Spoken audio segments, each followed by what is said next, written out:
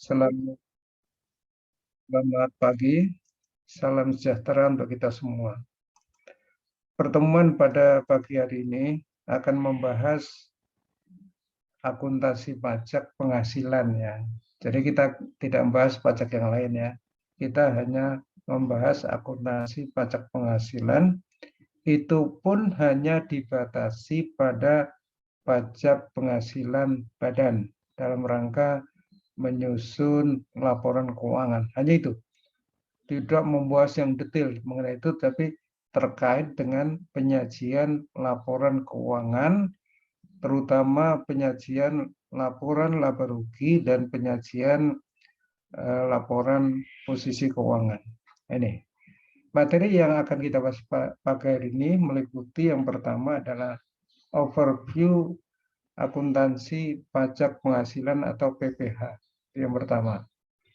Kemudian yang kedua nanti kita akan membicarakan perbedaan tetap dan perbedaan temporer atau perbedaan waktu atau timing difference, gitu ya. Kemudian karena ada perbedaan tetap dan ada perbedaan temporer antara item-item yang dilaporkan di laporan laba rugi dengan item-item yang dilaporkan di surat pemberitahuan pajak, maka ada koreksi. Koreksi itu disebut dengan koreksi fiskal, bukan koreksi kesalahan yang sudah kita bicarakan minggu lalu, bukan itu. Ya, ini ada koreksi fiskal. Kemudian nanti ada koreksi yang sifatnya positif, negatif. Nah, itu nanti akan kita bicarakan di sini.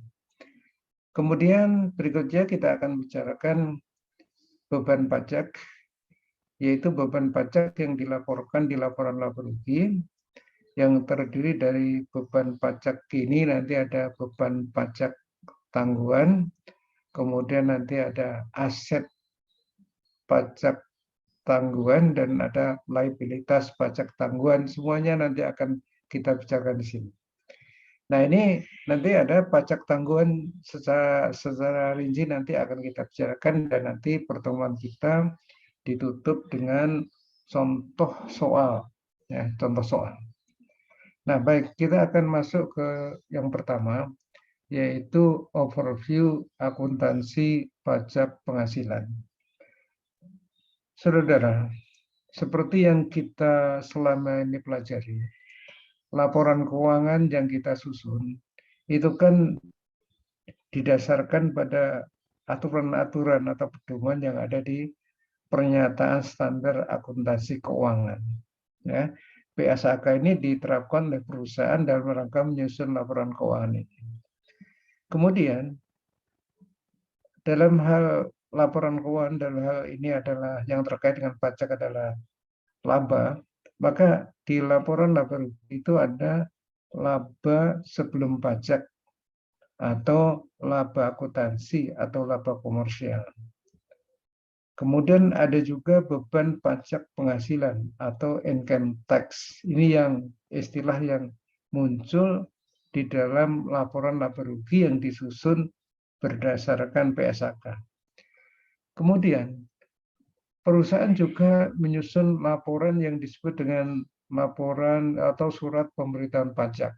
Ya, laporan pajak yang disusun dalam SPT atau laporan atau surat pemberitahuan pajak. Ini disusun berdasarkan undang-undang perpajakan yang diatur oleh otoritas pajak ya. Nah, di dalam SPT itu ada istilah namanya pajak penghasilan kena pajak atau PKP. Kemudian akan dikenakan tarif sehingga ada pajak terutang atau income tax payable. Kadang-kadang antara laba ini, laba sebelum pajak yang ada di laporan laba rugi, itu tidak sama dengan penghasilan kena pajak. Kenapa? Karena tadi ada perbedaan pengaturan terkait dengan revenue dan expense atau gain dan loss. Ya, ini bisa beda. Akibat berikutnya adalah bisa saja income tax expense yang diakui berdasarkan PSAK itu berbeda dengan pajak terutang atau income tax payable yang dihitung berdasarkan undang-undang perpajakan. Nah ini. Nah, perbedaan ini nanti ada ya di sini sampai di sini. Itu nanti penyebabnya ada tadi ada beda tetap dan ada beda temporer. Kalau terjadi beda tetap, maka yang diikuti adalah besarnya pajak atau peraturan yang besarnya pajak yang dihitung berdasarkan undang-undang perpajakan. Kalau ada beda temporer, nanti ada akuntansinya, sehingga memunculkan nanti pajak tangguhan. Nah, sekarang kita coba lanjutkan. Secara rinci, perhitungan rugi laba yang ada di akuntansi yang disusun berdasarkan PSAK itu biasanya secara ini ya multiple step, yaitu penjualannya berapa, kemudian ada COGS-nya atau beban pokok penjualan sehingga menghasilkan gross profit atau laba bruto, kemudian ada biaya operasional, beban operasional, misalkan terdiri dari beban penjualan dan distribusi, beban umum dan administrasi, terus di sini ada laba atau rugi dari nilai wajar aset biologis, penghasilan operasi lain, terus beban operasi lain. Oke, ini nanti menghasilkan laba usaha. Kemudian ada penghasilan keuangan, misalkan bunga, baik itu penghasilan maupun beban. Kemudian di sini ada pajak final atas penghasilan bunga, bagian atas rugi neto entitas dan seterusnya. Sehingga di sini ada laba sebelum beban pajak. Nah, kemudian diterapkan pajak dengan tarif sesuai dengan yang diatur dalam Undang-Undang Perpajakan, sehingga berikutnya adalah bebersih di sini. Nah, item-item ini juga ada di SPT, ya. Oleh karena itu di sini ada penjualan neto, kemudian ada beban pokok penjualan, kemudian ada laba kotor, kemudian di sini biasanya istilahnya adalah pengurang penghasilan bruto, biasanya begitu istilahnya ya, istilahnya. Nggak tahu kalau sekarang berubah, tapi seingat saya undang-undangnya nggak berubah ya masih seperti itu ya. Beban terdiri dari beban penjualan, beban umum, laba rugi, miriplah dengan ini. Hanya saja kadang-kadang pengaturannya ini beda nih antara ini dengan ini. Walaupun jenisnya sama gitu ya. Tapi ada aturan-aturannya, salah satunya misalkan kalau terjadi ini di sini ada kerugian piutang diakuinya ketika perusahaan melakukan estimasi. Kalau di sini dibebankannya ketika benar-benar piutang itu dihapuskan. Itu pun harus ada daftar nominatifnya, misalkan seperti itu. Jadi ini apa yang diatur di sini kemungkinan beda. Nah, karena beda maka dilakukanlah rekonsiliasi, yaitu pembandingan antara ini dengan ini. Ya, rekonsiliasi namanya rekonsiliasi fiskal. Kalau melakukan pembandingan itu biasanya menghasilkan ada beda tetap dan ada beda temporer. Kalau beda tetap itu ada beda ini dengan ini dan bedanya itu permanen, artinya nggak akan ketemu, istilahnya nggak akan sama.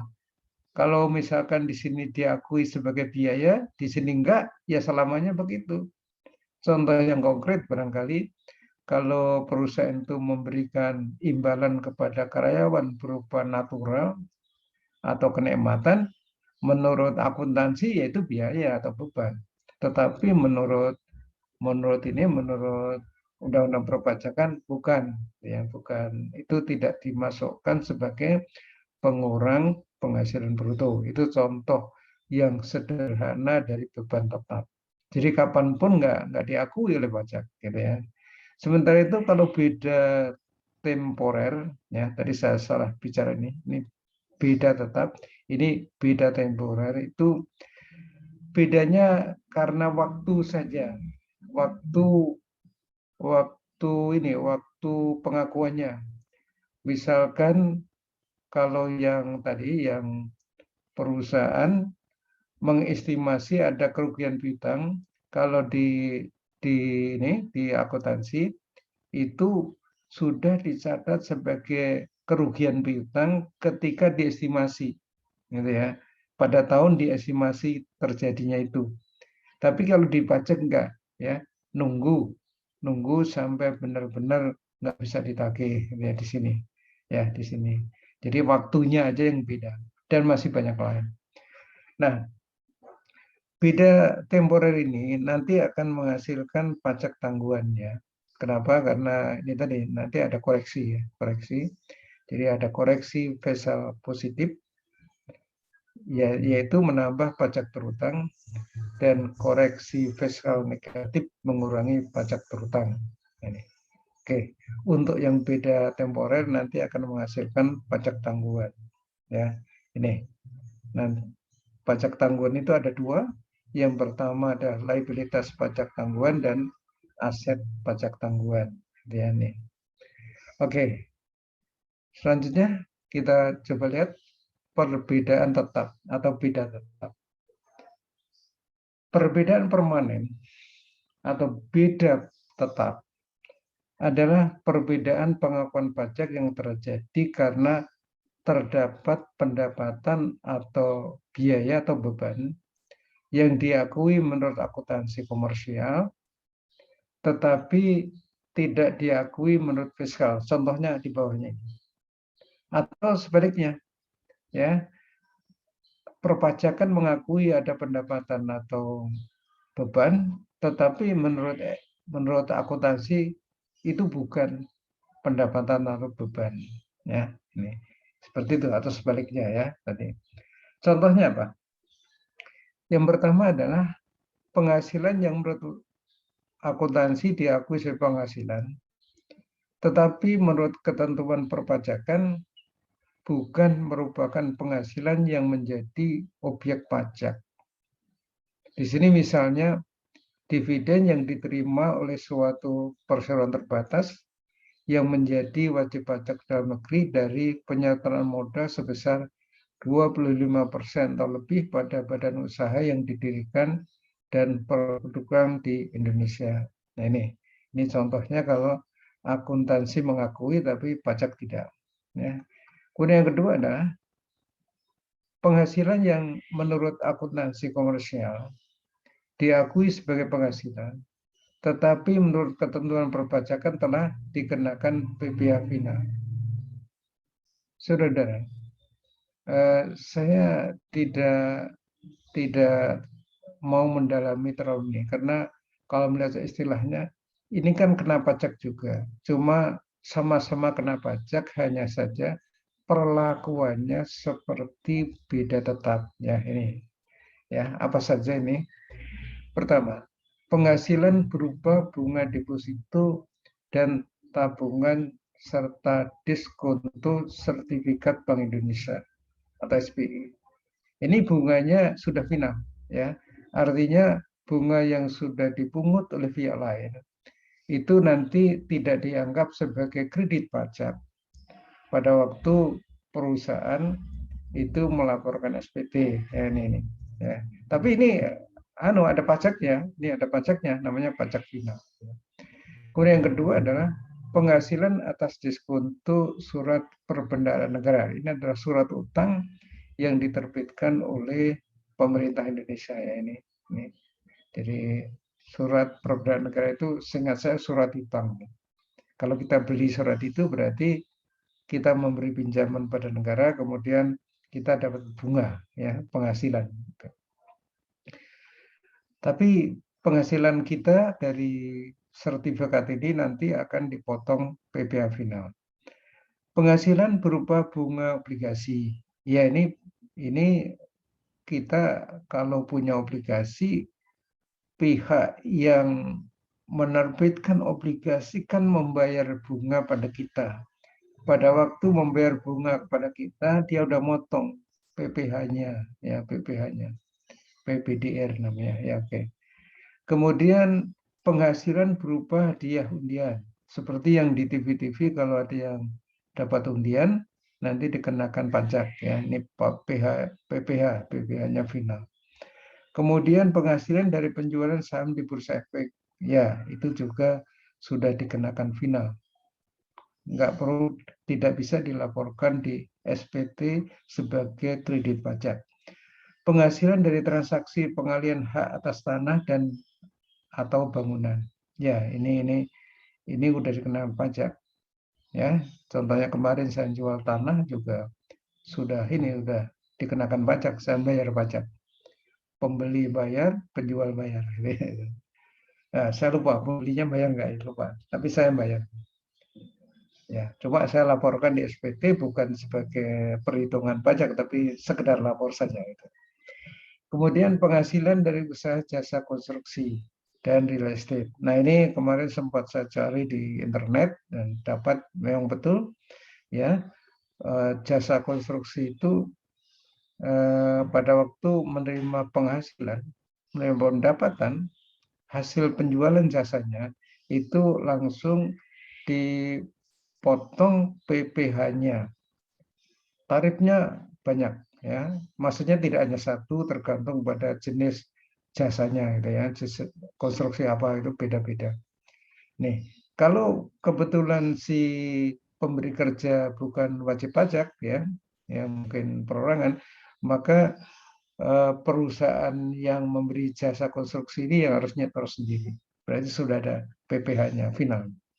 Jadi enggak, ini diperlakukan sebagai beda tetap ini. Kemudian masih banyak yang lain, yaitu penghasilan dari persewaan tanah, penghasilan berupa dividen dan seterusnya. Kemudian yang berikutnya adalah biaya yang menurut akuntansi komersial diakui sebagai beban atau pengurang penghasilan bruto, tetapi menurut ketentuan perpajakan tidak dapat dibebankan sebagai pengurang penghasilan bruto. Antara lain apa? Yaitu yang pertama, biaya-biaya yang digunakan untuk memperoleh ini semua nggak bisa dibebankan, ya, karena ini udah dikeluarkan dari perhitungan pajak yang akan dibayar, biayanya juga. Kemudian penggantian atau imbalan sehubungan dengan pekerjaan atau jasa yang diberikan dalam bentuk natura. Jadi kalau perusahaan memberikan imbalan gaji atau sejenisnya dalam bentuk natura, barang atau kenikmatan, ya, maka yang dikeluarkan tadi tidak boleh dianggap sebagai pengurang penghasilan bruto.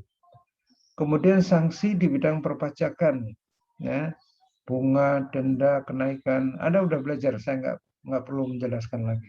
Itu tidak boleh dianggap sebagai pengurang penghasilan bruto. Kalau perusahaan memberi sumbangan juga tidak bisa. Terus biaya-biaya yang menurut ketentuan perpajakan tidak dapat dibebankan karena tidak memenuhi syarat. Syaratnya apa? Misalkan kalau perusahaan itu menjamu orang lain dalam rangka memperoleh penghasilan, maka syaratnya harus ada daftar nominatifnya, siapa saja yang dijamu, gitu ya. Berapa jumlahnya itu di ini. Kalau tidak ada daftar nominatif, ya nggak bisa dimasukkan. Kemudian di sini juga kalau menghapuskan piutang tadi harus ada daftar nominatifnya. Piutang kepada siapa saja yang dihapus, ya. Kalau tidak ada ini juga tidak bisa dimasukkan sebagai pengurang penghasilan bruto. Kapan saja itu nggak bisa, ya. Oke, itu beda tetap. Sekarang kita bicara beda temporer. Perbedaan temporer atau beda waktu adalah perbedaan antara counting base, ya, menurut akuntansi, yaitu nilai buku atau nilai yang tercatat menurut akuntansi, dan tax base, yaitu nilai buku fiskal yang digunakan untuk menghitung penghasilan kena pajak. Ini ada perbedaan sementara. Artinya bisa saja tahun ini akuntansi sudah mengakui sebagai beban, tapi menurut pajak belum. Ya, nanti contohnya ada di bawahnya. Atau sebaliknya, tahun ini menurut pajak sudah dianggap sebagai pengurang penghasilan bruto, tetapi menurut PSAK belum nih. Nah ini barangkali bahasa sederhana dari perbedaan temporer itu seperti itu. Apa saja yang termasuk perbedaan temporer? Yang pertama adalah beban atau kerugian yang telah diakui dalam menghitung laba komersial, tetapi baru diakui dalam menghitung penghasilan kena pajak, berarti ini menurut Undang-Undang Pajak, pada saat realisasi. Misalkan pembentukan dana cadangan atau biaya garansi yang 2 minggu yang lalu kita bicarakan, ya, dan sebagainya. Nah, kalau biaya garansi itu kan pada waktu perusahaan membentuk estimasi biaya garansi di akhir tahun, itu kan sudah langsung dicatat sebagai expense ya, expense-nya di debit, kreditnya estimated ya, estimated utang ya, estimated liabilities gitu ya. Itu menurut akuntansi. Tetapi menurut perpajakan diakuinya nanti kalau perusahaan sudah mengeluarkan biaya untuk mengganti atau memperbaiki barang yang rusak ya. Di situ bedanya waktu aja. Boleh dikurangkan, baik akuntansi maupun pajak mengatakan boleh dikurangkan, coba waktunya yang beda. Kemudian yang berikutnya adalah beban atau kerugian yang diakui atau dibebankan lebih cepat dalam menghitung penghasilan kena pajak. Jadi menurut SPT sudah diakui, tetapi menurut SAK belum. Ini ya, ini yang nomor 2. Misalnya apa? Beban penyusutan. Beban penyusutan itu kalau menurut Undang-Undang Pajak kan sudah diatur ya, ada yang umurnya sekian tahun gitu ya. Nah ini umumnya yang di beban penyusutan ini yang dipajak itu lebih dulu ya, lebih besar di awal dibanding dengan SAK. Nah, yang kedua adalah sewa guna usaha dengan hak opsi dan lain-lainnya. Oke, itu. Nah, kita lihat yang penyusutan ini. Terkait dengan penyusutan, secara garis besar, dampak beban penyusutan terhadap pajak tangguhan dapat dibagi menjadi 3, yaitu beban penyusutan yang timbul akan mempengaruhi pajak tangguhan karena 100% merupakan perbedaan temporer. Misalkan beban penyusutan atas mesin produksi. Kalau mesin produksi itu kan kemungkinan besar ya digunakan untuk perusahaan saja. Tidak ada bagian dari mesin atau waktu tertentu digunakan oleh manajernya pribadi atau pegawai secara pribadi. Oleh karena itu secara umum beban penyusutan mesin itu kalau ada perbedaan seluruhnya dianggap sebagai perbedaan waktu tadi ya. Tapi berbeda dengan tadi yang ini, yang sedan, mobil sedan yang digunakan oleh pegawai. Katakanlah karyawan yang levelnya tinggi diberi mobil dinas berupa sedan. Umumnya kan mobil dinas itu kalau sedan kan bisa dibawa pulang itu. Oke. Ya, dibawa pulang. Nah, karena dibawa pulang maka kemungkinan besar digunakan juga untuk kepentingan pribadi. Oleh karena itu terkait dengan pengakuannya ini hanya diakui 50% misalkan. Saya belum membuka aturan ini, tapi secara logika seperti itu. Ya. Kemudian yang C ini, yang C ini. Semua beban penyusutan yang timbul, yang ada beda waktu ini, tidak berpengaruh pada pajak tangguhan. Karena beban penyusutan dianggap sebagai perbedaan tetap. Nah ini kemarin di web, di internet ya, saya hanya dapat satu tulisan yang mengatakan satu ini yang terkait dengan ini ya, yang terkait ini, yang masih menjadi polemik ya, yaitu ketika perusahaan memberikan fasilitas kepada pegawai diberikan bis antar jemput, ya antar jemput, bis antar jemput. Nah, ini biaya penyusutannya dianggap sebagai apa nih? Bisa nggak ini dianggap sebagai penyusutan yang dibebankan ke perusahaan atau tidak? ternyata masih ada beda pendapat dari ahli-ahli perpajakan bahwa oh ini dianggap sebagai natural. Karena dianggap sebagai natural, maka ini tidak diakui sebagai beban perusahaan, dan oleh karena itu dalam rekonsiliasi tentunya konsekuensinya ini akan dianggap sebagai perbedaan tetap. Nah, ini yang saya baca, ini masih ada polemik. Kenapa terjadi masih polemik? Karena kalau menurut Undang-Undang Perpajakan dan Peraturan Pemerintah sampai KMK, Keputusan Menteri Keuangan, ini dianggap natural. Tetapi kalau melihat peraturan Direktur Jenderal Pajak, ini bisa dimasukkan sebagai penyusutan perusahaan. Nah, ini jadi masih ada ini. Oke, saya tidak mau memperdalam ini urusannya dosen perpajakan.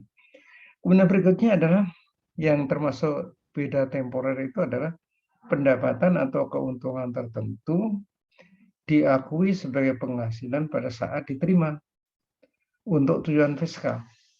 Sedangkan untuk tujuan akuntansi diakui secara proporsional melalui proses amortisasi. Misalkan pendapatannya, ya perusahaan saudara menerima sewa. Oh, kalau sewa nanti sudah kena ini ya, kena pajak final ya. Oke, enggak, jangan sewa ya, apalah ya. Ada pendapatan ya, pendapatan tertentu yang diterima di muka. Ya, diterima di muka menurut akuntansi, karena jasanya atau performance obligation-nya itu tidak langsung selesai pada tahun ini, tentu pendapatannya juga akan diamortisasi. Artinya tahun ini berapa, tahun depan berapa, tahun depannya lagi berapa, tergantung pada performance obligation yang sudah kita bicarakan pada tiga pertemuan yang lalu. Ya, itu menurut akuntansi. Tetapi menurut perpajakan, ya enggak lah, karena uangnya udah diterima sekarang, ya sudah kena pajak sekarang, gitu ya, seperti itu. Kemudian yang F, pendapatan atau keuntungan tertentu telah diakui dalam menghitung laba komersial, tetapi dalam menghitung penghasilan kena pajak baru diakui di masa mendatang. Contohnya ini katanya, penggunaan metode equity untuk investasi di perusahaan asosiasi.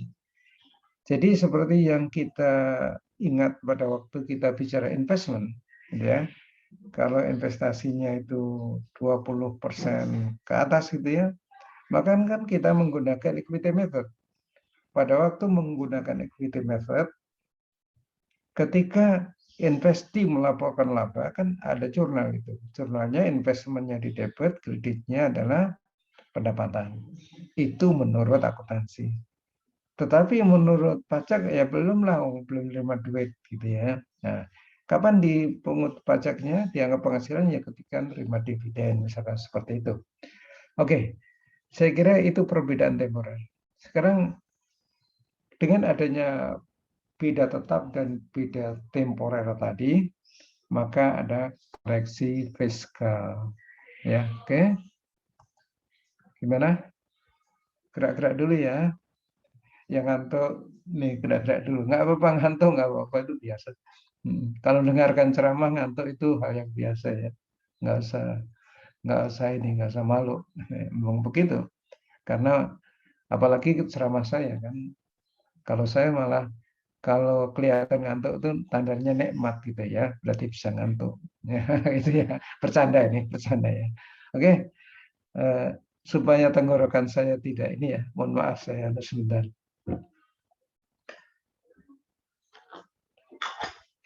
Baik, kita lanjutkan lagi. Kita bicara koreksi fiskal sekarang. Ya, tolong gerak-gerak supaya tidak mengantuk ya. Nah, sekarang kita masuk ke koreksi fiskal. Nah, adanya perbedaan permanen dan perbedaan temporer ini itu menyebabkan terjadinya koreksi, yaitu koreksi fiskal baik itu yang sifatnya menambah atau mengurangi ini laba kena pajaknya, gitu ya, menambah dan mengurangi, sehingga laba sebelum pajak itu akan berbeda dibandingkan dengan laba kena pajak. Coba, yang poin 1 ini saya mohon perhatian, karena ini penting nih. Kalau laba sebelum pajak, ini adalah istilah untuk akuntansi yang nantinya akan dipakai dasar untuk menghitung besarnya beban pajak, tax expense. Sementara itu kalau penghasilan kena pajak, itu adalah istilah di dalam SPT yang akan menghasilkan nanti pajak yang harus dibayar atau utang pajak. Ini beban, ini utang. Kalau tidak ada perbedaannya, ini sama, ya. Beban pajaknya berapa, utang pajaknya berapa. Tapi kan karena ada koreksi fiskal, maka ini bisa beda. Ya, ini ada bisa beda. Ya, ini bisa beda. Terus apa pengaruhnya? Koreksi fiskal positif itu koreksi yang mengakibatkan jumlah penghasilan neto fiskal yang ini menjadi lebih besar, ya, dibanding dengan ini mestinya, sehingga menaikkan pajak terutang kalau dibandingkan dengan yang ini. Sementara itu koreksi fiskal negatif adalah koreksi yang mengakibatkan jumlah penghasilan neto fiskal yang ini menjadi lebih kecil, ya, sehingga menurunkan pajak terutangnya. Jadi ini nanti ada hitung-hitungannya di belakang yang sekali lagi tadi malam sampai pagi tadi saya coba simulasi gitu ya, supaya mudah untuk ngerjakan soal nanti, tapi belum selesai. Tapi insya Allah nanti habis ngajar di 422 akan saya selesaikan. Mudah-mudahan sore sudah bisa selesai. Mudah-mudahan Allah mengizinkan ya. Oke, sekarang koreksi fiskal positif itu apa saja ya? Ini. Yang pertama adalah biaya yang dibebankan dikeluarkan untuk kepentingan pemegang saham atau sekutu atau anggota. Ini koreksi fiskal positif ya. Ini enggak diakui ya. Yang kedua adalah pembentukan atas pemumpukan dana cadangan. Ini menambah penghasilan neto ini. Terus penggantian atau imbalan pekerjaan atau jasa dalam bentuk natura dan kenikmatan. Ini belum membedakan antara ini ya, ini kan masih campur ya antara koreksi fiskal positif negatif, baik itu untuk beda tetap maupun beda waktu ya ini. Jadi ini intinya ini yang menambah. Kemudian ini, jadi penggantian tadi sudah saya sebutkan, penggantian atau imbalan pekerjaan atau jasa dalam bentuk natura atau kenikmatan. Yang poin 3 ini, menurut akuntansi dia itu ya biaya ini dikurangkan sebagai expense. Tetapi menurut pajak ini enggak. Berarti expense-nya dikeluarkan. Kalau expense-nya dikeluarkan, maka akan menambah penghasilan fiskal karena dikeluarkan biayanya, tidak diakui gitu ya. Kemudian berikutnya adalah jumlah yang melebihi kewajaran yang dibayarkan kepada pemegang saham, pihak yang mempunyai hubungan istimewa, ya. Kadang-kadang memberi sesuatu yang dibayarkan ke pemegang saham atau pihak pemegang, tapi enggak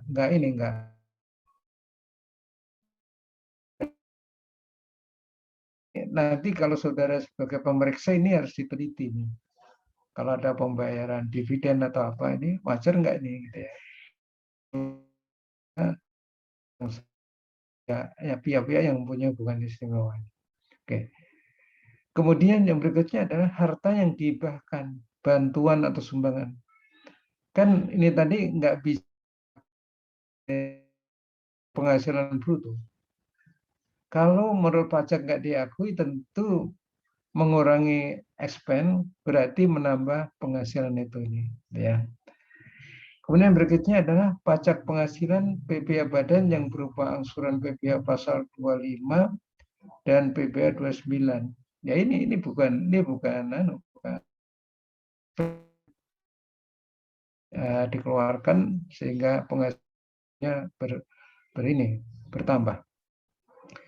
Kemudian gaji yang dibayarkan pada anggota persetujuan firma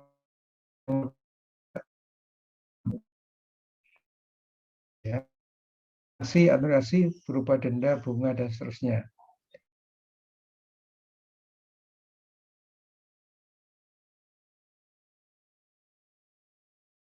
Untuk menentukan penghasilan kena pajak ini ya.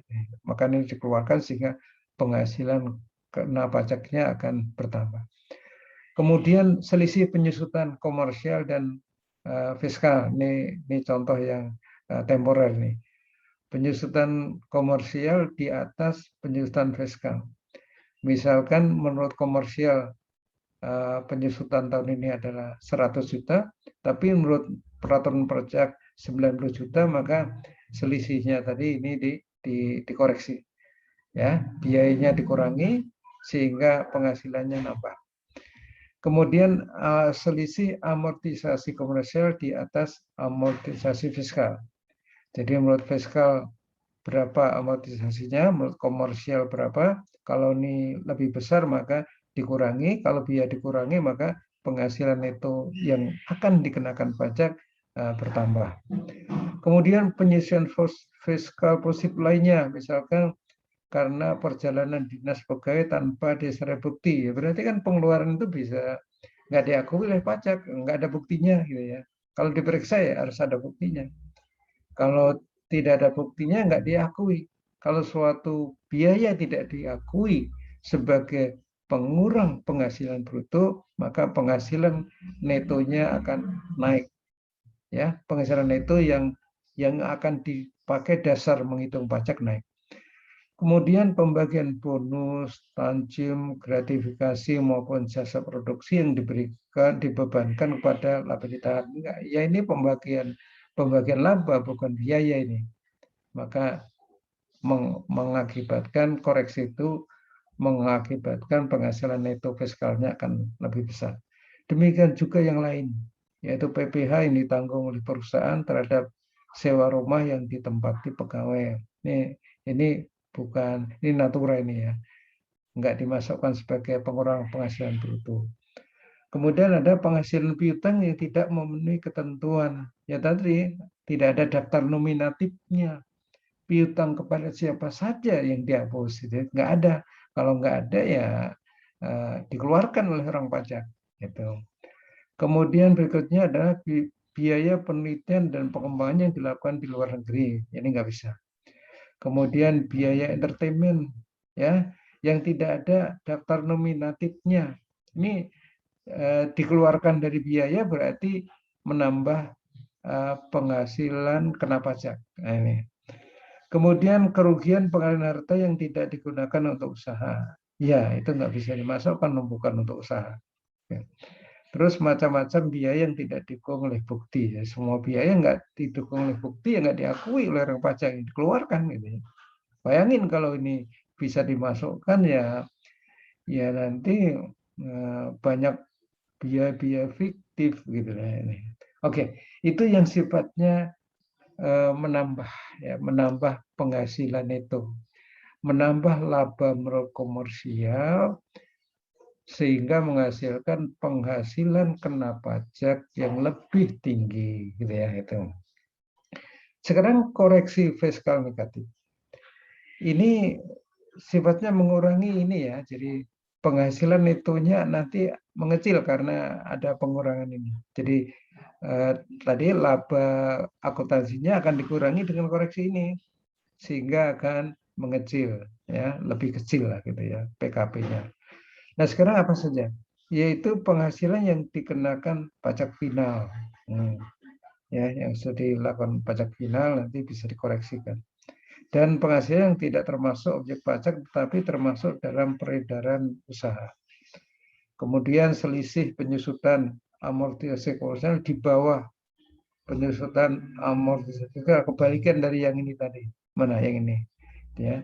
Kemudian penyesuaian fiskal negatif lainnya yang masih ada yang lain. Saya kira itu ya. Nah, sekarang kita lihat istilah pajak yang ada di PSAK ya. Oke, nanti kita akan bicara yang ini. Oke, ini agak nih. Tapi sebelumnya ya jangan lupa gerak-gerak dulu ya biar nggak jenuh karena ini nanti nggak ada istirahat ya. Mungkin 2 jam nggak ada istirahat.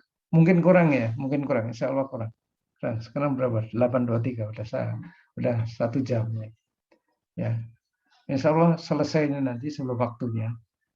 Pengalaman di 4:17, 4:18 juga sebelum waktunya udah ini. Jadi di hari terakhir nanti nggak banyak diskusi kayaknya. Mahasiswa juga udah mulai jenuh kan, karena Zoom itu memang benar-benar membuat jenuh ya. Saya bisa bayangkan karena kemarin saya belajar ya untuk mengajar ini saya juga belajar Mas ya. Saya buka videonya dosen-dosen perpajakan tak pelajari gitu ya. Oh iya, ternyata jenuh gitu ya, jenuh. Untuk menghilangkan kejenuhan itu laptop saya 2. Nah, ini ya. Ini satunya ini. Jadi apa yang diterangkan oleh di YouTube tadi saya ketik, saya ini. Jadi tidak terasa itu untuk menghilangkan. Tapi kalau saya dengerin itu ya jenuh ya. Jadi saya paham kalau di TV-TV mengatakan bahwa wah Zoom buat berat, iya memang iya. Tapi ayolah kita sebagai mahasiswa ya tentu saya bukan mahasiswa ya, Anda sebagai mahasiswa ya carilah solusi yang terbaik. Oke, kita masuk lagi ya. Untuk menghilangkan kejenuhan saya sering bolak-balik seperti ini ya. Oke. Sekarang kita akan bicara beberapa istilah yang barangkali perlu kita screen atau kita baca sepintas. Yaitu yang pertama ada istilah ya, nanti ada beban pajak ini, kemudian ada liabilitas pajak gini gitu ya. Nih. Nah, apa sih masing-masing ini ternyata lebih banyak dari yang judulnya. Nah, pajak penghasilan yang dihitung berbasis pada penghasilan yang sesungguhnya dibayar kepada pemerintah disebut sebagai PPh terutang. Ya, jadi berapa jumlah pajak yang benar-benar dibayar kepada pemerintah, baik dibayar sendiri, ya, dibayar sendiri itu bisa bulanan, kan ada itu setoran pajak bulanan, ya, ada angsuran, ya, PPh berapa itu, 24 atau berapa itu ya, berapa ya, saya lupa ya itu. Ini itu itu yang dibayar sendiri. Atau yang pada akhir tahun setelah dihitung yang sudah dibayar berapa ternyata kurang, berarti setor lagi, setoran akhir ya itu bisa. Tapi ada juga yang dibayar melalui pemotongan atau mungkin pemungutan. Kalau dalam ini pemotongan yang dilakukan oleh pihak lain, yaitu orang yang bayar penghasilan pada kita misalkan ini. Itu merupakan PPh terutang. Kalau sudah dibayar nanti ya tentu jadi nol ya, atau income tax payable atau income tax liability ini. Jadi kalau sudah dibayar, yang saya ceritakan tadi yang sudah dibayar. Kemudian pajak penghasilan yang dihitung berbasis penghasilan sebelum pajak. Berarti ini kalau istilahnya adalah penghasilan sebelum pajak, berarti ini adalah penghasilan menurut rugi laba. Menurut SAK disebut sebagai beban pajak penghasilan atau income tax expense atau provision for income tax. Jadi nanti di slide nanti ya. Nanti kalau ada akun beban pajak penghasilan, berarti jumlahnya dihitung berdasarkan penghasilan menurut SAK, gitu ya, standar akuntansi keuangan, tapi penghasilan sebelum pajak ya, itu nih, itu. Oke, itu. Kemudian beban pajak itu adalah jumlah agregat atau keseluruhan dari beban pajak tahun ini atau kini dan beban pajak tanggungan yang diperhitungkan atas laba akuntansi yang diakui pada satu periode. Nah, ini beban pajak, ini totalnya. Beban pajak akan dipadankan dengan laba akuntansi. Dipadankan itu artinya dilaporkan bersamaan, gitu ya. Jadi laba akuntansinya berapa di laporan laba rugi, nanti di bawahnya ada beban pajak, gitu lah. Itu yang dimaksud dengan yang ini. Kemudian beban pajak ini, ya, beban pajak ini ada beban pajak ini adalah pajak yang dihitung menurut ketentuan pajak atas penghasilan yang diperoleh entitas dalam satu periode. Nah, nanti ada jurnalnya, maksudnya beban pajak ini. Kemudian pajak ini adalah pajak terutang dalam 1 tahun fiskal yang tercantum dalam SPT. Oke. Kemudian beban pajak tanggungan itu adalah beban pajak yang muncul sebagai konsekuensi pajak akibat adanya pengakuan liabilitas dalam laporan keuangan yang berbeda secara temporer dengan dasar pengenaan pajaknya dan seterusnya. Ya. Kemudian di sini ada liabilitas pajak ini, yaitu jumlah pajak ini untuk periode kini dan periode sebelumnya yang belum dibayarkan oleh perusahaan diakui sebagai liabilitas. Kemudian dalam laporan keuangan, liabilitas pajak ini disajikan sebagai utang, ya, pajak penghasilan atau utang PPh badan. Kemudian ada istilah lagi pajak dibayar di muka, yaitu jumlah pajak ini untuk periode kini dan periode sebelumnya yang telah dibayar oleh perusahaan melebihi pajak terutangnya. Kalau masih ada pada akhir tahun ya ini. Kemudian dalam hal jumlah yang dibayar atau dipotong pihak lain lebih besar, ya, yang disetor atau dipotong lebih besar dari yang terutang, maka nanti ada pajak dibayar di muka. Yang ini tadi, ya. Dan ini nanti bisa direstitusi atau dianggap dimasukkan ke tahun depan juga bisa. Oke, saya kira ini. Kemudian kita coba dikit lagi, dikit masih ada ini. Nah sekarang, ini yang tadi akan saya beri rincian ya. Kita akan bicara pajak tanggungan. Pajak tanggungan itu muncul sebagai akibat adanya perbedaan temporer ya. Ini intinya gitu. Ini saya diberi tebal. Jadi pajak tanggungan adalah jumlah beban PPh terutang atau penghasilan PPh untuk periode mendatang sebagai akibat adanya perbedaan temporer atau beda waktu dan sisa kompensasi kerugian. Perbedaan temporer akan diakui sebagai pendapatan pajak tanggungan atau beban pajak tanggungan. Ini nanti ada pendapatan pajangan dan ada beban. Ya, oke. Pendapatan pajak tanggungan akan diakui sebagai aset, ya, aset pajak tanggungan pada laporan posisi keuangan. Sedangkan beban pajak tanggungan akan diakui sebagai liabilitas pajak tanggungan pada laporan. Kalau ada beban, imbangannya itu liabilitas. Kalau ada pendapatan, kalau membuat jurnal gitu, nanti lawan perkiraannya adalah asetnya. Jadi pendapatan pajak tanggungan lawannya aset. Aset pajak tanggungan adalah jumlah pajak penghasilan yang dapat dipulihkan pada periode masa depan sebagai perbedaan temporer dapat dikurangkan, akumulasi rugi pajak belum dikompensasi, kemudian akumulasi kredit pajak belum dimanfaatkan dalam hal peraturan perpajakan mengizinkan. Kemudian yang terakhir ini yang perlu saya katakan bahwa sebelum terakhir, liabilitas pajak tanggungan adalah jumlah PPh terutang pada masa depan sebagai dari perbedaan. Ini yang terakhir ini. Coba cara menentukan besarnya pajak tanggungan, ya, pajak tanggungan, baik itu beban maupun aset, ya ini.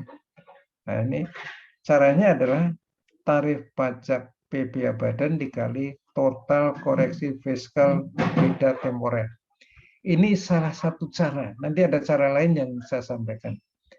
Yang cara lain itu saya ambil dari video yang dibuat di YouTube, yaitu Jago Pajak. Yang membuat adalah dosen STAN, dia dosen pajak, juga dosen akuntansi keuangan menengah.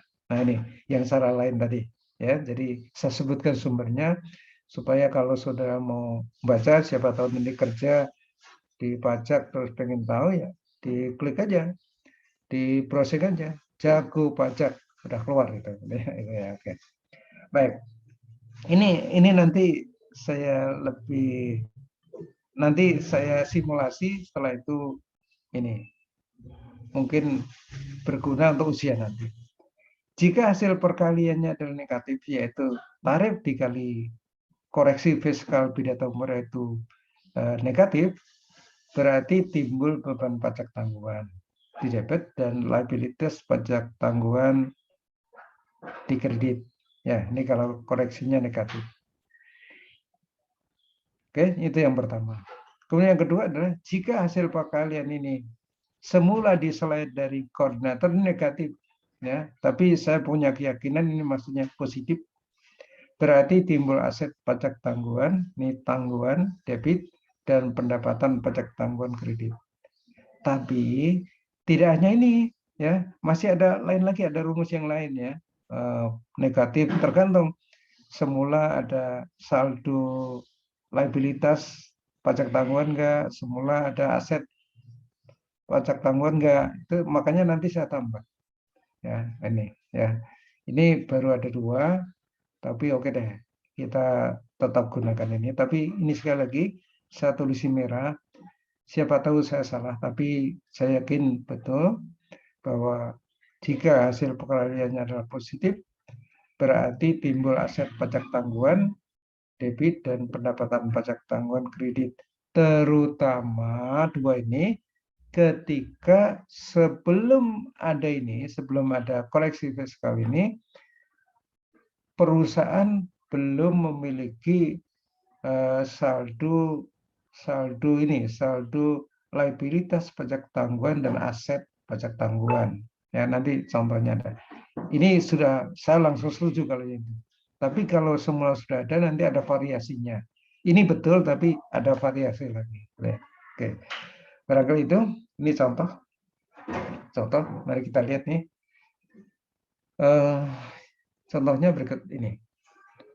Misalkan ya, berikut informasi perhitungan PPh PT Garu untuk tahun 2020. Ya, informasinya ini. Laba sebelum pajak. Nah, kalau istilahnya ada laba sebelum pajak, berarti ini laba akuntansi. Atau laba yang dihitung menurut standar akuntansi keuangan. Itu 85 juta. Miliar, sorry. Iya ya. Kok saya sering menyebut miliar jadi juta ya? Mungkin karena belum punya miliaran. Oke, ini bercandanya. Oke, ini satu. Nah, ini dimasukkan di sini dalam rekonsiliasi ya. Nih. Kemudian ada perbedaan permanen yang sifatnya positif, koreksi positif sebesar 2.400.000. Kalau perbedaan permanen itu kan akan beda terus ya kapanpun, sehingga ini langsung mengoreksi. Ya, ini karena positif maka di sini coba lihat di sini ditambahkan, sehingga kalau dijumlah ini dengan ini menjadi 87.400. Menurut video Pak Reza tadi, kalau Anda manggilnya Mas, masih muda gitu ya. Ini disebut dengan laba sebelum ada koreksi beda sementara ini. Ini nanti yang akan kita pakai untuk menentukan beban pajak atau tax expense-nya ini ya nih. Oke. Setelah itu baru kita lihat ada koreksi beda waktu. Dari mana saja? Yang 4.000 adalah yang ini. Koreksi temporer 4.000 dikatakan udah koreksi negatif. Ya, masuk ini 4.000. 4 miliar, sorry. Dan 6 miliar koreksi positif. Berarti negatif positif. Berarti secara neto positif 2 miliar. Sehingga penghasilan kena pajaknya menjadi ini ditambah 6 dikurangi 4 sama dengan 89.400. Nah, inilah yang dipakai dasar untuk menghitung pajak yang harus dibayarkan ke kas negara. Sehingga hasilnya ini dikali tarifnya, misalkan ini juga untuk memudahkan, itu adalah 22.350.000. Oke. Dari sini, saudara, Anda sudah bisa menghitung nih. Menghitung berapa sih pajak tangguhannya, nanti akan kelihatannya. Tapi sebelumnya mari kita lihat. Kita lanjutkan ke bawah. Kemudian ada kredit pajak. Kredit pajak itu pajak yang bisa diperhitungkan sebagai jumlah yang terutang ini. Ya, ini jumlahnya 21.200.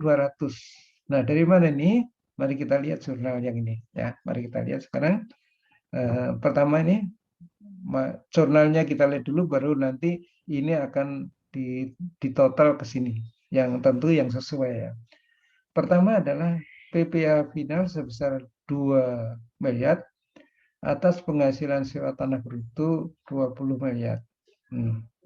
Oke, berarti ini di jurnal ini contohnya. Jurnalnya ini. Kasnya di debit 18 miliar, pajak dibayar di muka, ada keterangannya final 2 miliar, kemudian pendapatan sewa tanah 20 miliar. Ini untuk transaksi nomor 1. Kemudian nomor 2, nih, PPh 23 tidak final. Tidak final nih. Sebesar 1.200.000.000 atas penghasilan sebesar 60 miliar. Ya, oke. Nah, ini jurnalnya adalah yang ini. Ya. Kasnya di debit 58.800 adalah 60 miliar dikurangi 1.200.000. Kan dipotong oleh yang bayar, ya. Terus pajak penghasilan di muka ini 1.200.000.000. Kemudian pendapatan itu dikredit sebesar 60 miliar.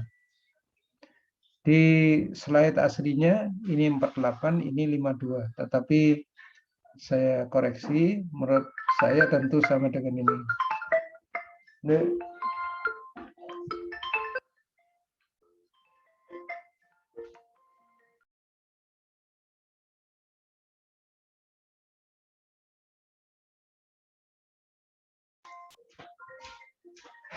Mohon maaf, saya lupa memberitahu cucu saya bahwa saya lagi ngajar ya, mohon maaf.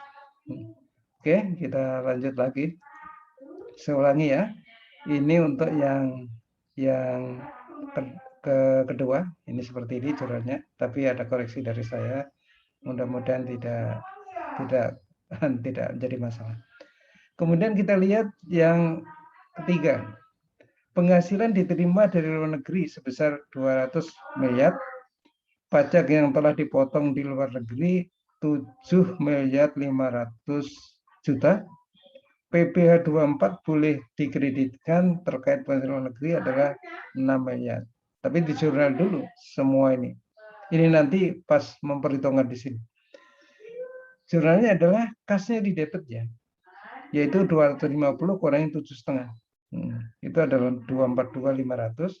Terus pajak dibayar di muka luar negeri 7.500.000 dan pendapatan sewa 250 miliar. Nih. Kemudian yang keempat, ini digabung jurnalnya, yaitu pajak yang dipungut oleh DJBC, yaitu PPh 22 sebesar 4 miliar atas impor, dan angsuran pembayaran PPh 25 selama setahun sebesar 10 miliar.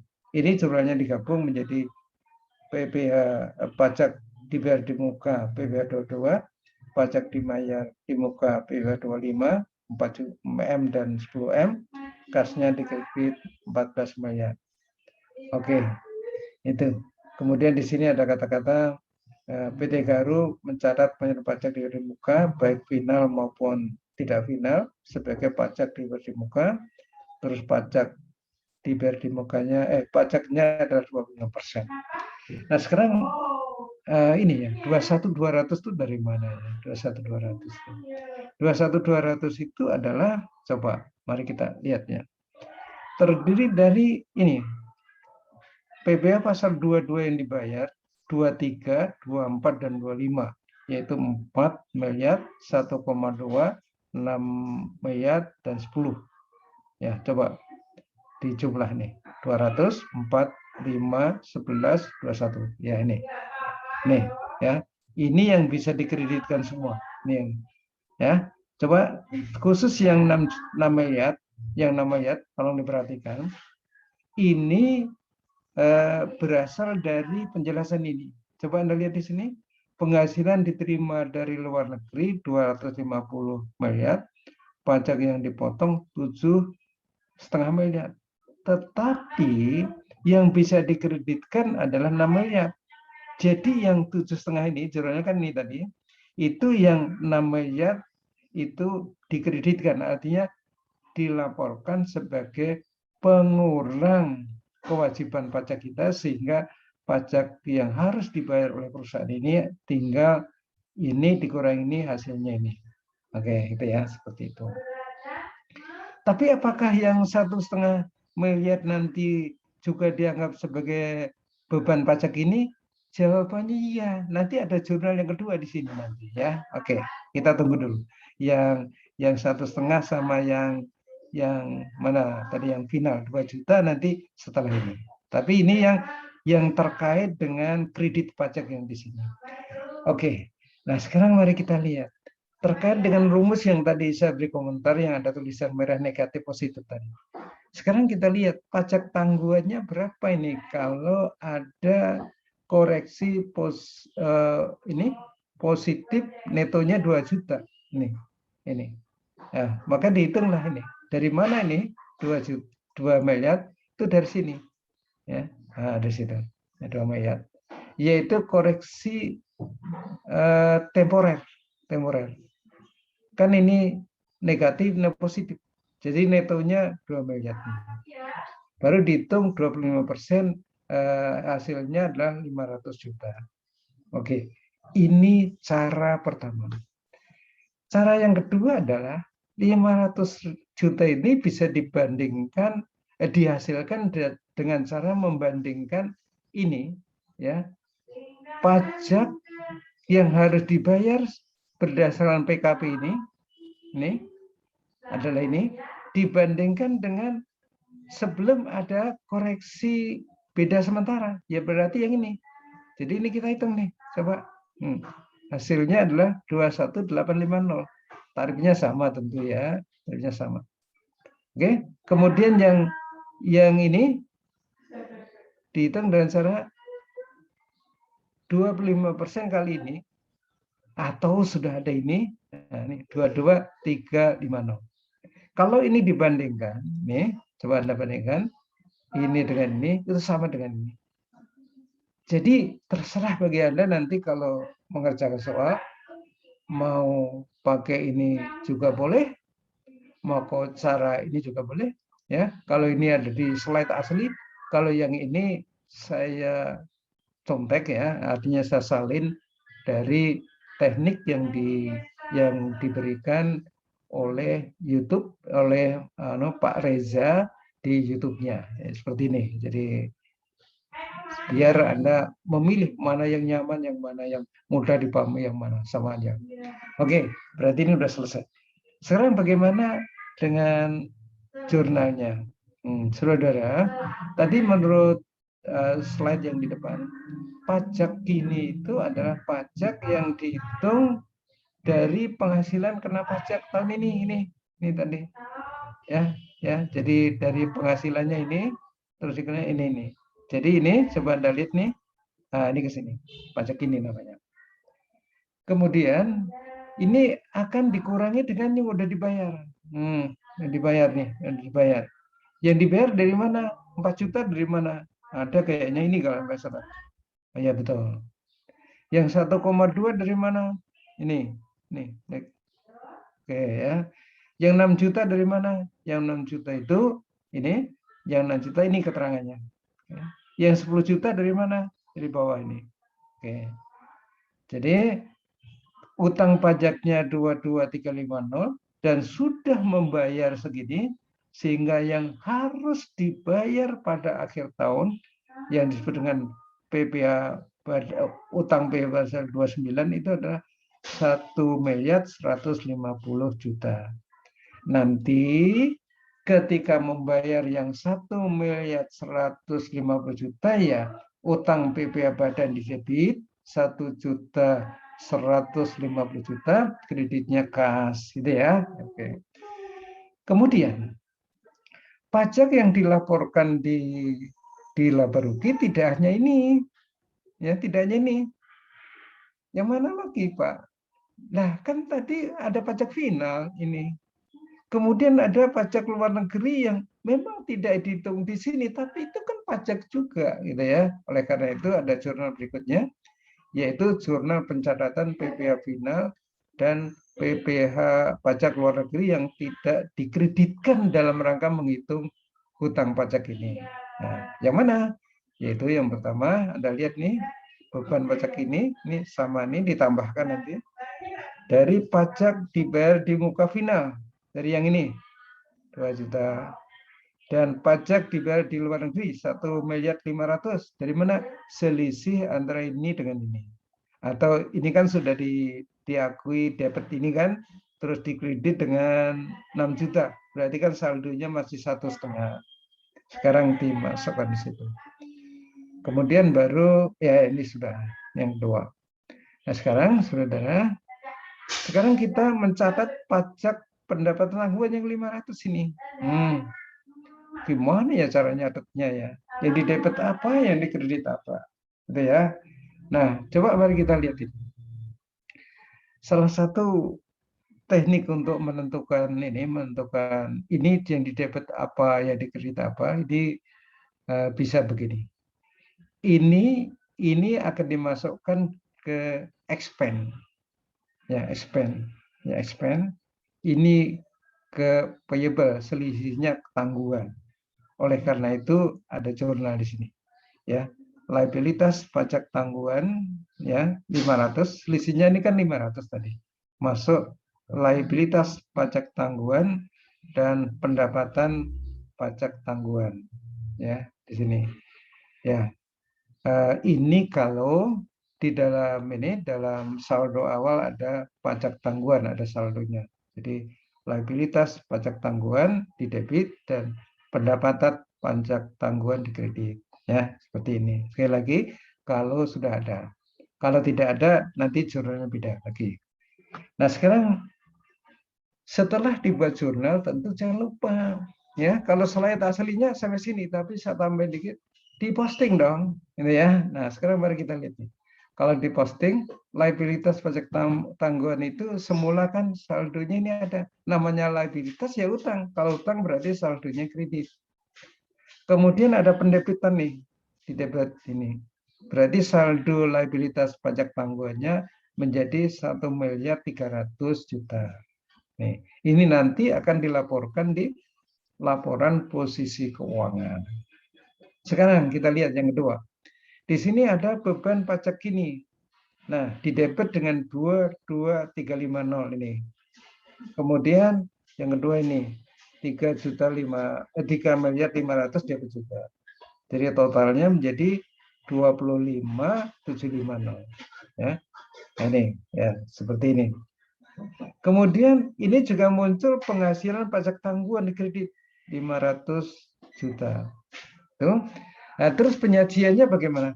Nanti di laporan laba rugi setelah ada laba kena pajak ya, laba kena pajak ini ada 85 ini melihat ini, nanti di bawahnya akan disajikan ini beban pajak ini debit 25 bukan debit ya, 25.750, karena letaknya kredit yang tentu ini mengurangi ini, dikurangi dengan penghasilan pajak tanggungan sehingga totalnya adalah ini dikurangi ini ada di laporan laba rugi. Belum bisa buat di sini. Oke. Gitu ya. Mudah-mudahan ada info ya. Masih ada satu slide ya. Sabar dulu ya. 8.53 masih ada waktu sedikit ya. Oke, gimana? Ada yang bisa dipahami nggak ya? Bercanda aku. Sulit ya. Kalau sulit ya dipelajari lagi ya, pelajari lagi. Nggak ada kata-kata ini, nggak boleh menyerah ya, nggak boleh menyerah. Saudara, yang perlu disadari adalah saudara mahasiswa STAN. Kalau saya bergaul di masyarakat itu, banyak masyarakat yang mengatakan, oh Bapak dosen STAN ya, iya. Oh dosennya aja pinter. Artinya gitu, gitu ya. Dosennya aja, mahasiswanya aja pinter Pak. Oh iya. Jadi asumsinya Anda ngerti ya. Artinya masyarakat sudah terlanjur menganggap Anda ngerti. Jadi jangan salah. Nanti kalau saudara pas berjalan-jalan ketemu orang ngaku mahasiswa STAN, kepada Anda lah semua persoalan akuntansi ditanyakan. Itu tuh jangan salahkan gitu ya. Karena frame dari masyarakat sudah begitu. Anda ngerti gitu ya. Nah itulah. Maka hati-hati kalau berkenalan, oh saya ngaku dari mahasiswa STAN. Jangan hanya bangganya, tapi tanggung jawabnya Anda. Oleh karena itu belajar yang baik ya. Kalau tidak mengerti, Anda boleh tanya saya nanti ya. Sampai ujian nanti ya. Oke, sudah ujian boleh nggak Pak? Ya boleh-boleh aja kalau saya sempat. Oke, saya kira gitu ya. Nih, saya insya Allah akan saya selesaikan satu slide lagi. Dua slide.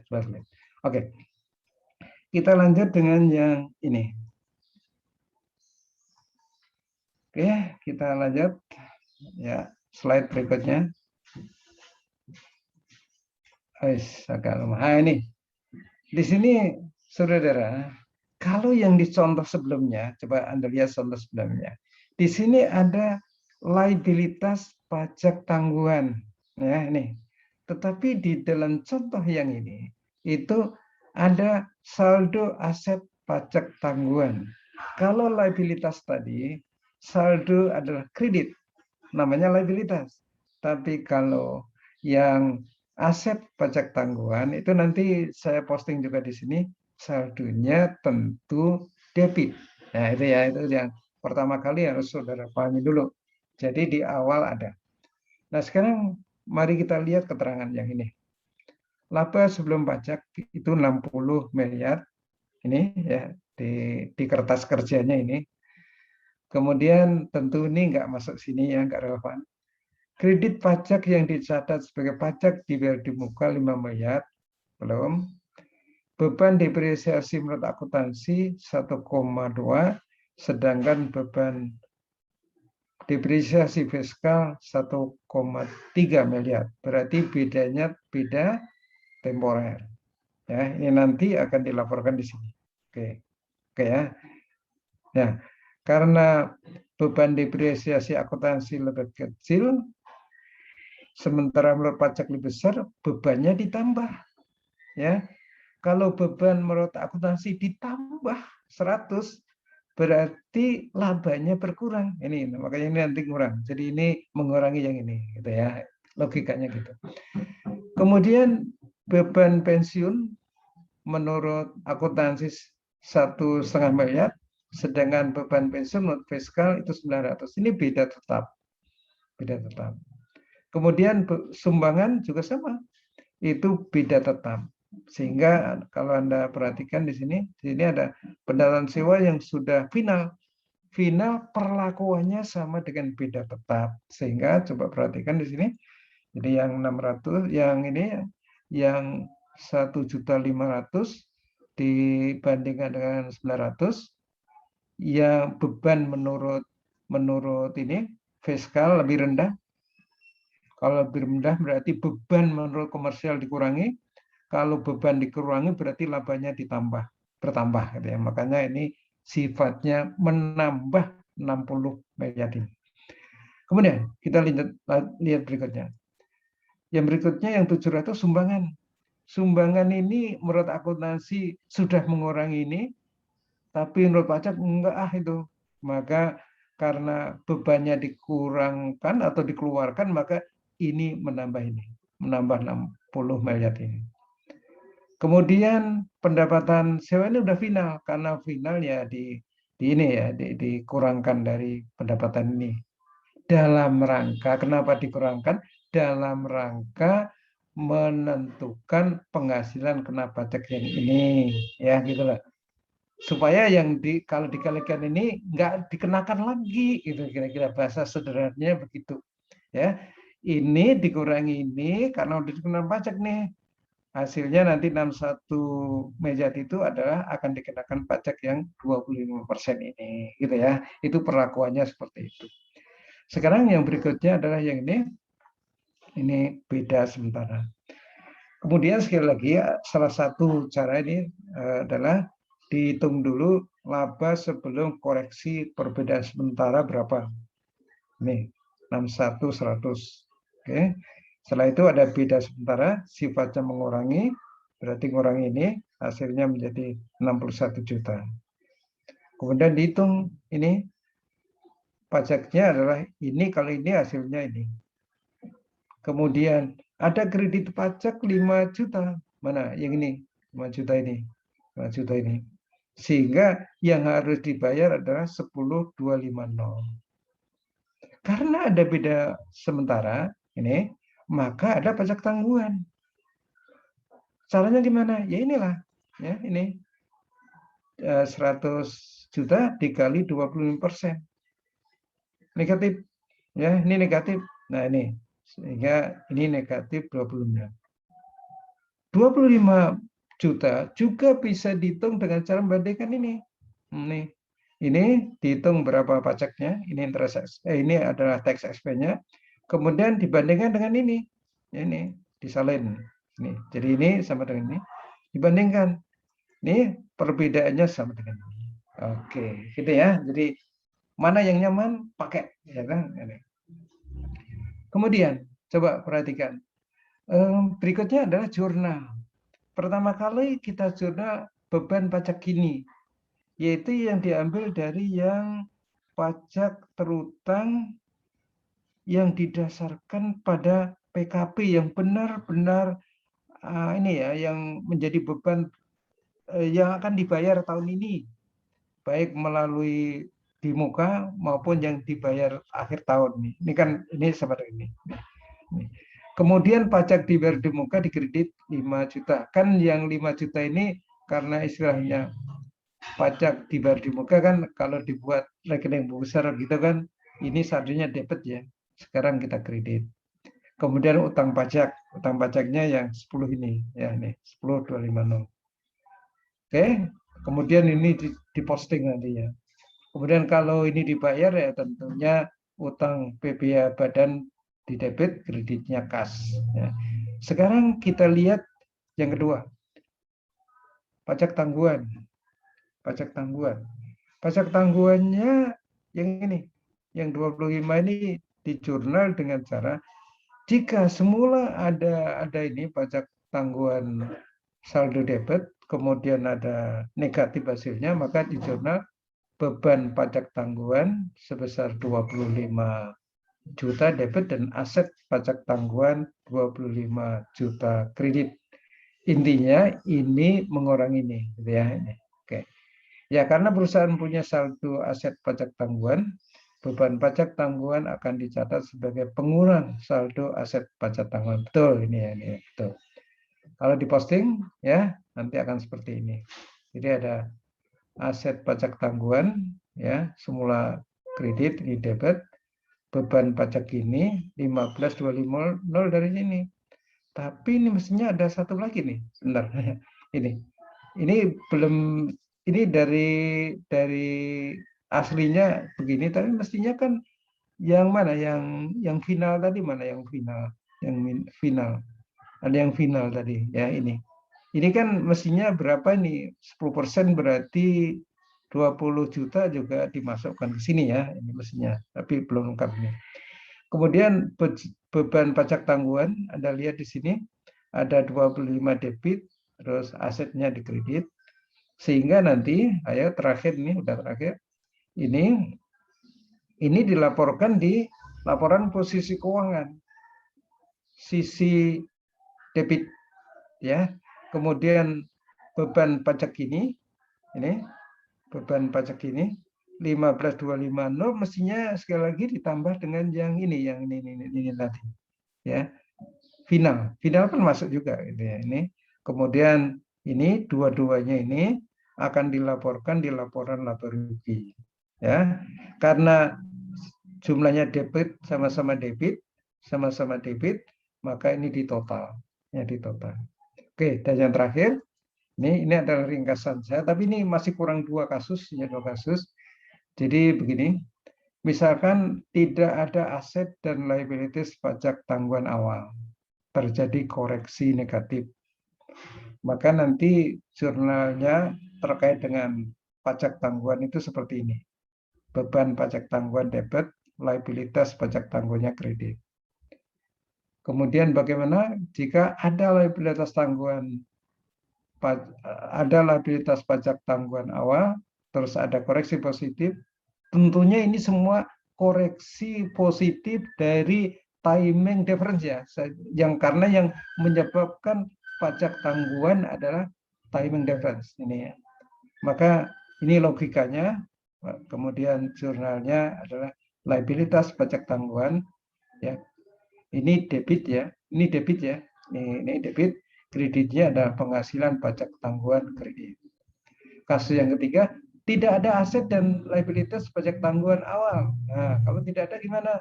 Ya, terus ada koreksi positif, maka ini jurnalnya. Bagaimana kalau ada aset pajak tanggungan awal? Ya, ya seperti ini. Nah, ini jurnalnya. Tapi ini sekali lagi belum selesai, mau saya selesaikan. Insya Allah nanti kalau memang Anda butuh, nanti bisa saya setelah selesai. Tapi saudara butuh atau tidak butuh, insya Allah saya akan selesaikan sebagai penambah ilmu saya. Ya, oke. Saya kira begitu. Oke. Sekarang sudah pukul 9.05, masih 25 menit. Saya kira materi yang saya sampaikan seperti ini. Tetap saja kalau nanya boleh, tetapi silahkan pada PJ, maunya seperti apa, tapi saya tutup juga bolehlah ya. Anda sudah jenuh ya. Siap-siap ujian saja ya, siap-siap ujian saja. Saya kira begitu ya. Nah, ada yang mau disampaikan atau mau ditanyakan? Enggak maksa. Tidak mesti nanya ya. Oke. Kalau nggak ada saya ya, yang ini ya. Oke, saya kalau gitu saya nyampaikan yang jelas begini. Berjuang itu tidak boleh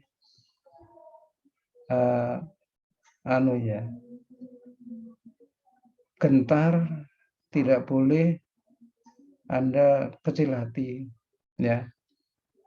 Kelas ini saya nilai sangat aktif kelas ini ya. Dari mana? Saya lihat begitu saya buka Zoom, wah sudah penuh gitu ya. Rata-rata begitu. Pertemuan terakhir ini tadi sudah penuh. Ya saya lihat sih, oh ya dekat. Itu yang pertama. Yang kedua juga saya banyak pertanyaan dari kelas ini ya. Oke. Kemudian ada juga pertanyaan. Ya, ini pengalaman saya ngajar di angkatan ini gitu ya. Dengan Zoom ini mahasiswa itu bervariasi banget. Coba bayangkan kemarin hari Minggu ya, di saat-saat saya menunggu slide yang seragam dari dosen koordinator, ada satu mahasiswa dari kelas lain yang nanya sangat mendasar. Wah Pak, saya counterbalance belum mengerti Pak. Tolong Pak, saya dijelasin katanya. Di WA itu. Akhirnya saya coba contoh satu nih, Anda ngerti nggak? Oh, iya bisa Pak. Terus kalau begini gimana? Bisa nggak? Sampai WA-nya itu, chattingnya itu segini. Baru dia, oh iya Pak, saya udah ngerti. Begitu saya selesai menjawab belum selesai bahkan. Ada muncul pertanyaan dari mahasiswi. Pertanyaannya sungguh saya kaget. Karena pertanyaannya begini. Kan sedang bicara koreksi kesalahan ya.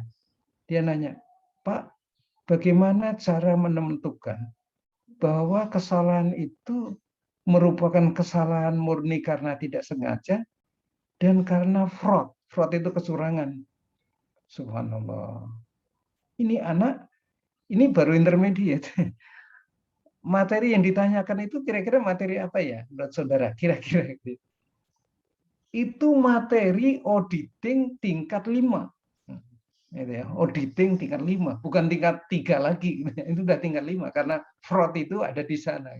Kalau tingkat 3 aja masih auditing, tapi masih ya yang itu, yang dasar, yang ini ditambah fraud mungkin sudah ada tapi belum tingkat 5 nanti.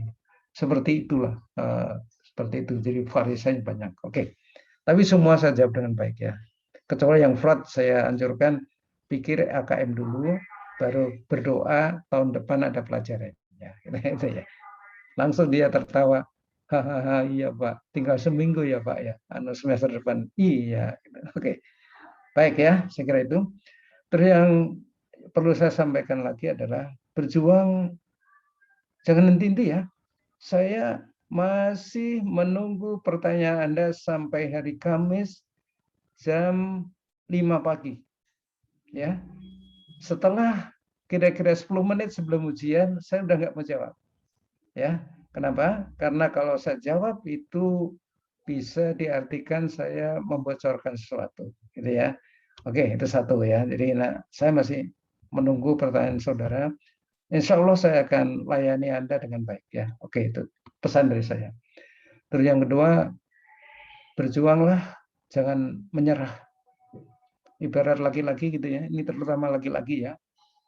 Nanti kalau sedang mengejar wanita idaman gitu ya. Gitu ya. Kira-kira gitu ya, namanya biasanya kan laki-laki yang ngejar gitu ya. Normalnya gitulah gitu. Maka kalau belum berhasil, selama di depan rumahnya belum ada janur melengkung, itu masih ada harapan. Itu kira-kira begitu ya. Tekad itu seperti itu. Ya. Itu hanya ini aja nih, sama-sama laki-laki lah. Itu ya dulu pernah ngalami gitu ya. Seperti itu. Jangan menyerah.